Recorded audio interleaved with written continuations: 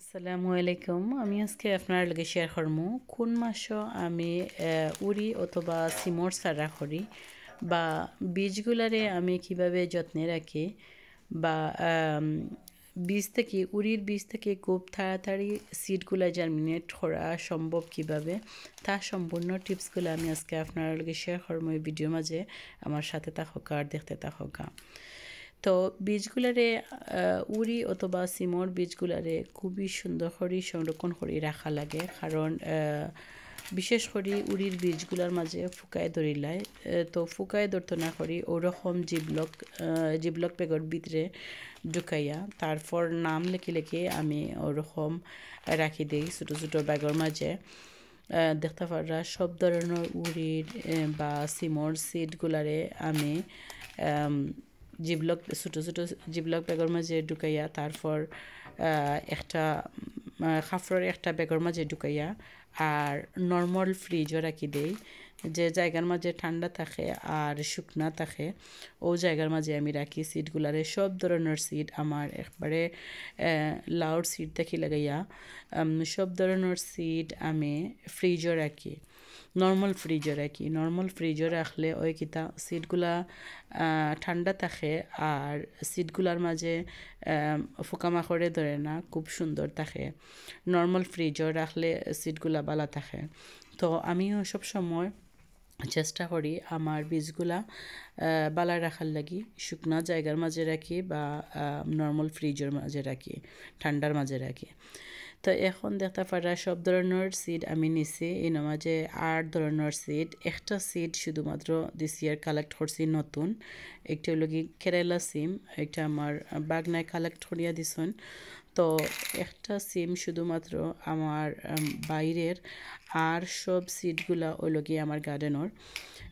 তো মাশাল্লাহ দেখতে পারা এর মাঝে ফাবিয়া উড়ি লাল যেগুলা এগুলো হইল গিয়ে ফাবিয়া উড়ি, আর ওই যে দেখতে পারা আবার লাল একটা উড়ি একটা হইল কি ফুটি রানি সিম। তো একটাও খুবই দরে অনেক দরে, কিন্তু ছোটো ছোটো সিম থাকে বা অনেক দরে মাশাল্লাহ। তো সবগুলাইও ধরে, বাঁশপাতাও ধরে মাশাল্লাহ, ফাবিয়া উড়িও ধরে, গাড়ি আইনা আছে, স্মল আইনা আছে, স্মল আইনা উড়ি আছে, গোয়ালগাদ্দা আছে, বাঁশপাতা আছে। তো অনেক ধরনের মোট কথা হইল গিয়ে 8 ধরনের সিড আছে দিস ইয়ার। প্রতি বছর সাত ধরনের সিড করি, 7 ধরনের উড়ির সারা করি। আর দিস ইয়ার হইল গিয়া কেরালা সিম আর একটা। তো দিস ইয়ার আর একটা নতুন কালেক্ট আমি সংরক্ষণ করছি। তো মাশাল্লাহ সব সিডগুলারে আমি ওরকম বিজাইয়া রাখি দিমু একদিনের লাগি। একদিন পরে যদি দেখি সিডগুলা একটু টসটস হয়ে গেছে, নতুন ফ্রেশ সিড হয়ে গেছে, তখন আমি সিডগুলারে তুলিয়া মাটির মাঝে রুইয়া রাখি দিমু। তো একদিন পরে দেখতে পাররা সিডগুলা কিছুটা সিড ফুটি গেছে, ফুটিয়া একটু টসটস হয়ে গেছে। তো ও সিডগুলারে আমি ফানি থেকে তুলিয়া বালা করি দইয়া তারপর আমি মাটির মাঝে গাড়িয়া রাখবো। আর যে সিডগুলা এখনও ফুটছে না এগুলারে আমি ভিজাইয়া রাখবো, ফানির মাঝে ভিজাইয়া রাখবো। যতদিন বড়া ফুটছে না সিডগুলা ততদিন বড়া আমি এই সিডগুলারে মাটির মাঝে গাড়িয়া দিতাম না, কারণ সহজে গাছগুলা উঠতো না। আর যে সিডগুলা দেখবো আমি তাড়াতাড়ি ফুটে গেছে, একটু টসটস হয়ে গেছে ফানিয়ে, ওগুলারে তুলিয়া আমি মাটির মাঝে গাড়িয়া রাখি দিব। তো যে দেখতে পাররা কোন সিটগুলা ফুটছে না, যেগুলা একটু ফুটছে না সিটগুলা দেখতে পাররা অল্প কিছুটা রয়েছে ফুটার বাকি, ওগুলারে আমি আলগাই লিলাম। আগলাইয়া দেখতে পাররা একটা গ্লাসের মাঝে, ছোট্ট গ্লাসের মাঝে আবার আমি ভিজাইয়া রাখি দিলাম। তো ওরকমও আমি সিটগুলারে তুলিয়া সিটগুলারে পানির মাঝে রাখিয়া তারপর ফুটাই বালা করি, ফুটাইয়া তারপর আমি মাটির মাঝে রুয়াই। তো খুব তাড়াতাড়ি সিডগুলা জার্মিনেট হয়ে যায় আর সারায় রূপান্তর হয়ে যায়। তো এর মাঝে দেখতে পাররা ছয়টা সিড, 6টা 7টা 8টা সিড ওরকম করে করি সিডগুলা ফুটছে। তো যেগুলা ফুটি গেছে এগুলারে আমি ফানি থেকে তুলিয়া আর এগুলারে মাটিত গাড়িয়া দিলে এরাম। তো কিছুদিন পরে আপনার লগে শেয়ার করবো সিডগুলা।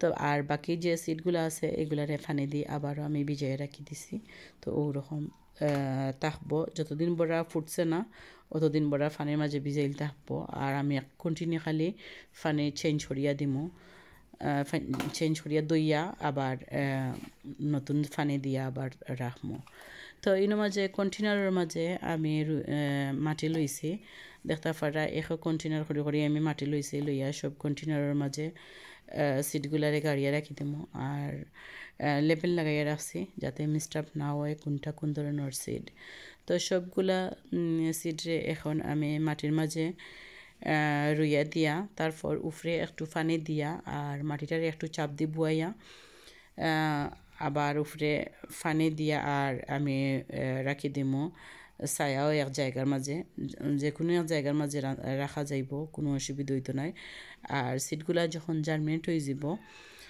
চারায় রূপান্তর হয়ে যাব তখন চারাগুলারে পাখরিয়া আর আমি সূর্যর আলো যে জায়গার মাঝে লাগে ও জায়গার মাঝে রাখি দিমু তখন আমার চারাগুলা খুবই সুন্দর হইব ইনশাল্লাহ দেখতে পারবা আপনারা তো দেখতে পাররা আমি কীভাবে রুইছি সাদা সাইড ওই গিয়ে মাটির নিচে দিয়া আর মিল সাইড ওই গিয়ে মাটির উপরে দিই তো রুয়ার পর দেখতে পাররা এখন আমি পানি দিয়া আর কিছুদিনের লাগিয়ে ওরকম রাখি দিমু 2 থেকে 3 দিন বেশি হইলে লাগবো 2 থেকে 3 দিন পরে চারাগুলা উঠে যাব ইনশাল্লাহ তো কিছুদিন পরে আপনার লগে শেয়ার করলাম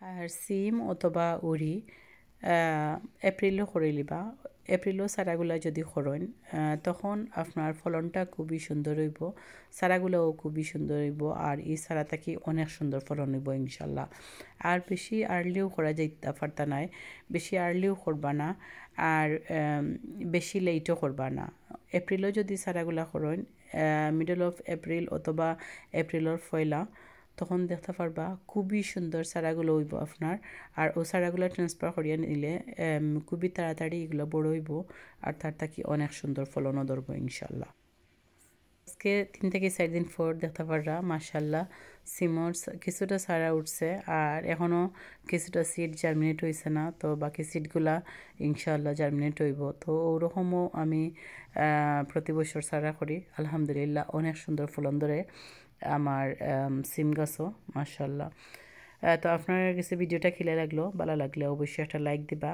আর পরবর্তী ভিডিও পাওয়ার লাগে চ্যানেলটা সাবস্ক্রাইব করবা আসসালামু আলাইকুম